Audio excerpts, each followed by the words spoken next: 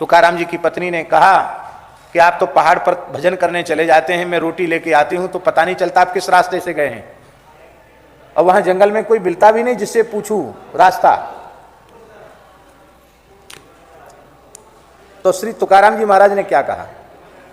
तुकाराम जी महाराज ने कहा कि जिस रास्ते से रामकृष्ण हरि रामकृष्ण हरि रामकृष्ण हरि रामकृष्ण हरि जय विठ्ठल हरि पांडुरंग ऐसे भगवान नामों की ध्वनि जिस मार्ग में प्रकट हो रही हो, समझ लेना उस मार्ग से चल करके मैं गया। तुकाराम जी के पास मंजीरा नहीं था बजाने का, जहाज मंजीरा, इतना पैसा कहां से आवे। पत्थर के 2 टुकड़ा लेकर उसी को बजाकर कीर्तन करते थे। पत्थर के 2 टुकड़े ले लिए, उसी को मंजीरा जैसे झाल जैसे बजा के कीर्तन करते थे। उन पत्थरों के टुकड़े में से राम नाम प्रकट हो जाता है। हमारे पूज्य गुरुदेव भक्तमाली जी घटना सुनाते थे, ये सब प्रतीति के ऊपर बता रहे हैं, उपजी उर प्रतीति। ये सन 1956 की बात है। महाराज जी सन 1955 या 56 में गंगा सागर महातीर्थ में कपिल भगवान की सेवा में थे, पुजारी थे वहां। तो अब आप विचार करिए कि आज भी गंगा सागर में बहुत सुविधाएं नहीं हैं, और 1955-56 में क्या सुविधा हो? कुछ नहीं था उस समय। बड़ी कठिनाई से वहां तक पहुंचते थे, और समुद्री जलवायु इधर के लोगों के अनुकूल नहीं पड़ता।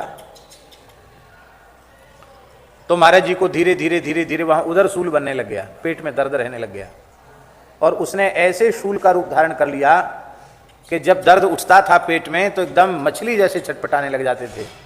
और वहां कहीं कोई डॉक्टर नहीं, कोई चिकित्सक नहीं, कहां जाएं क्या करें। बीमारी बढ़ते बढ़ते इतनी बढ़ गई कि महाराज जी ने सुनाया कि एक रात्रि ऐसा दर्द उठा कि हमको लगा कि आज प्राणांत हो जाए। तो एक बार तो मन में आया कि जो साधु हैं उनको जगा दें, दूसरे पुजारियों को, पर मन में आया कि लोग प्रेम से सो रहे हैं और रात्रि को जो पुजारी है ना उनको रात्रि को 2 बजे जगना पड़ता है। ऐसी पूजा है वहाँ कपिल भगवान की। हनुमानगढ़ी की जो पूजा की पद्धति वही वहाँ की पद्धति, 2 बजे रात को जगना पड़ेगा।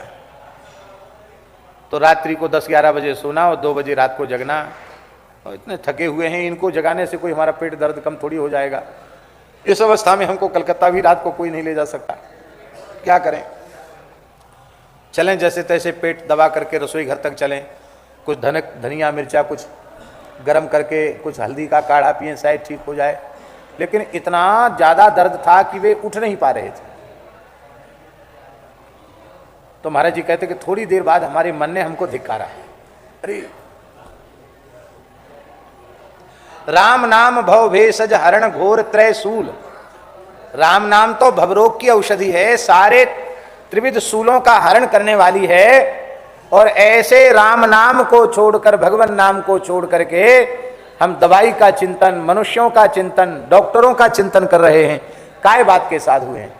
अरे हम जो राम नाम भवरोग को निर्मूल करने वाला है, त्रिविध सूल को समाप्त करने वाला है, हमने उस राम नाम का आश्रय क्यों नहीं लिया? राम नाम के आश्रय से सारे कष्ट दूर हो जाते हैं। इस बात पर महाराज जी कहते केवल विश्वास हुआ, अभी बोले नहीं, उच्चारण नहीं किया, केवल राम नाम की महिमा पर विश्वास हुआ। विश्वास होते ही वो कई महीने का पेट का दर्द छूमंतर हो गया। और कहते ऐसा छूमंतर हुआ कि पेट का मर्ज हमारा बचपन का था, जन्म से था। एक प्रकार से काशी पढ़ते थे, उस समय भी पेट से परेशान रहते थे, और वहां एक बार राम नाम की महिमा का विश्वास तनिक हुआ, और कहते आज तक हमारे पेट में दर्द नहीं हुआ, वो रोग सदा के लिए विदा हो गया। ये किसकी महिमा है? ना गोली खाई, ना डॉक्टर आया, ना काढ़ा पिया, राम नाम से सारे शूल समाप्त हो जाते हैं। इस बात पर विश्वास उत्पन्न हो गया, शूल खत्म हो गया। हमें यह विश्वास हो जाए कि एक राम नाम के उच्चारण से अनंतानंत जन्मों की पाप राशि जलकर भस्म हो गई, और अब द्वारा पाप स्पर्श करेगा नहीं, ऐसा विश्वास हो जाए तो ऐसा ही हो जाएगा। बार बार कहने की आवश्यकता नहीं पड़ेगी। पाप तुम्हें छू नहीं सकेगा, तुम्हें देखने वाले के पाप नष्ट हो जाए, तुम्हारा दर्शन करने वाले के पाप नष्ट हो जाए। नाम महिमा महाराज जी ऐसी ही है।